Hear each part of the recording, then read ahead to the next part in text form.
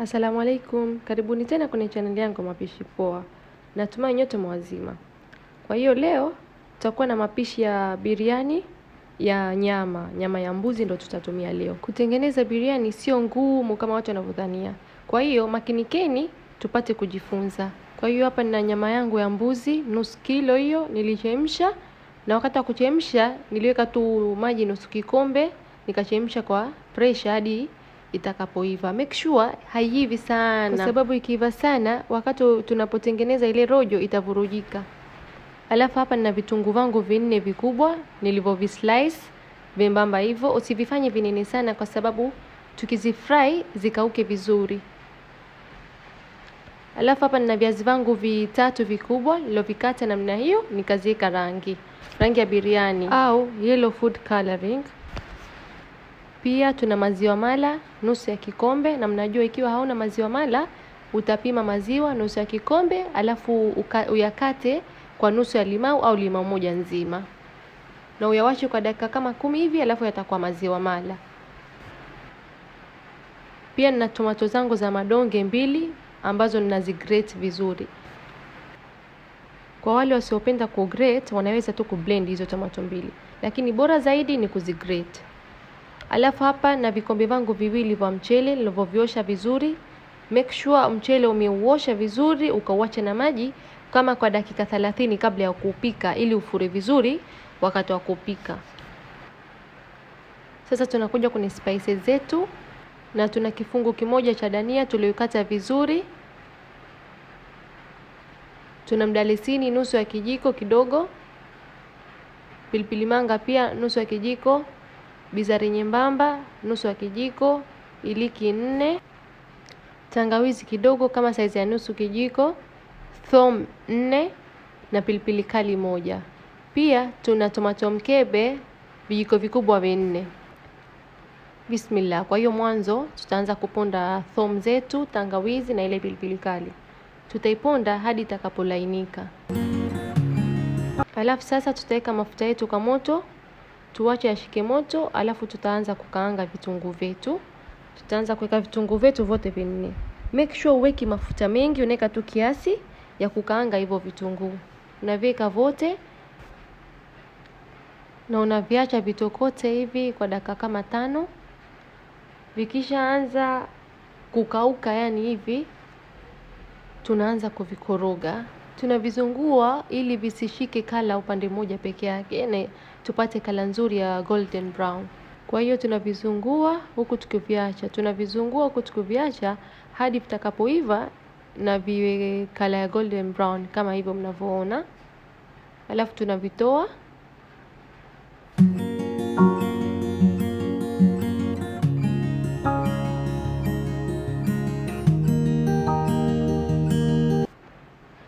Tukisha vitoa vitunguu kwenye mafuta hayo tunaweka vile viazi vyetu.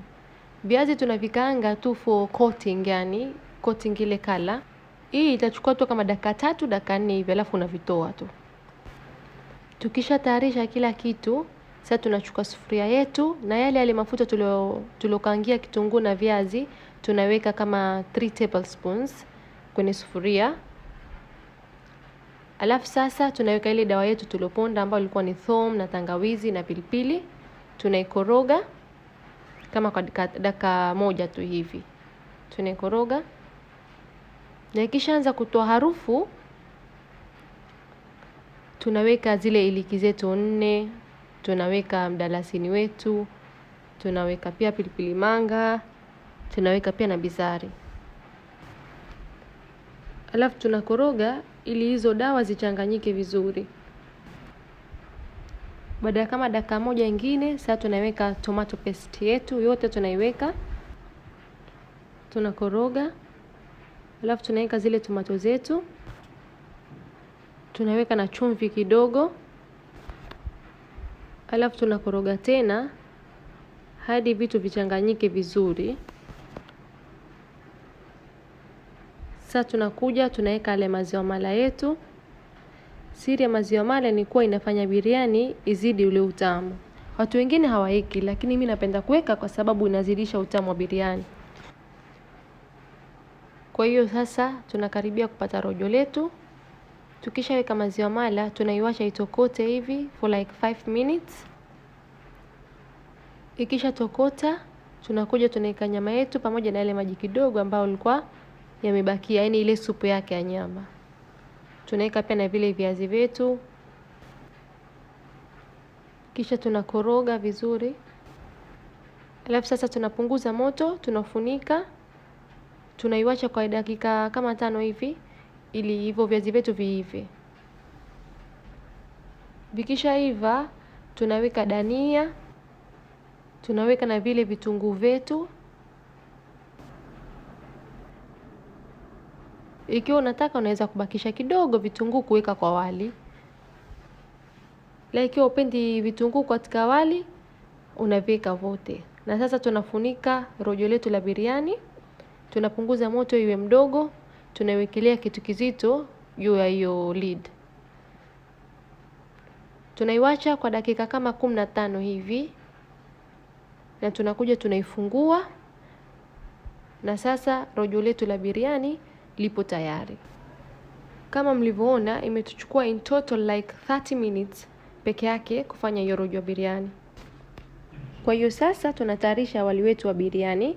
Tunaweka maji kwa sufuria, kama nusu ya hiyo sufuria tunajaza maji na tunaiweka kwenye moto. Tunaacha ichemke kabisa ifike boiling point yani. Wali wa biriani unaweza hata kupika kwa rice cooker. Kwa wale watakaotumia rice cooker, for every 1 cup of rice utaweka maji kikombe kimoja na robo. Utaweka na chumvi yako, alafu pia na mwisho utaweka rangi. Kwa hiyo maji yetu yakisha fika boiling point, tunaanza kuweka mchele wetu sasa. Ni lazima maji yafike boiling point ndio tuweke mchele. Alafu sasa tukishauweka, tunawacha pia uchemke tena. Utachemka for like 10 minutes na utarealize umeanza kufura, yani umeongezeka in volume. Kwa hiyo sasa hivi pia tunaweka chumvi yetu.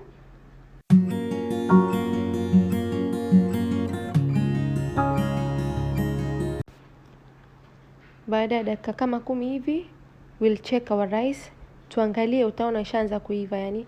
Usiwache hivi sana kwa sababu the end product ndio pale wali imekuwa kama sima yani imeshikana shikana. Alafu sasa tutamwaga maji.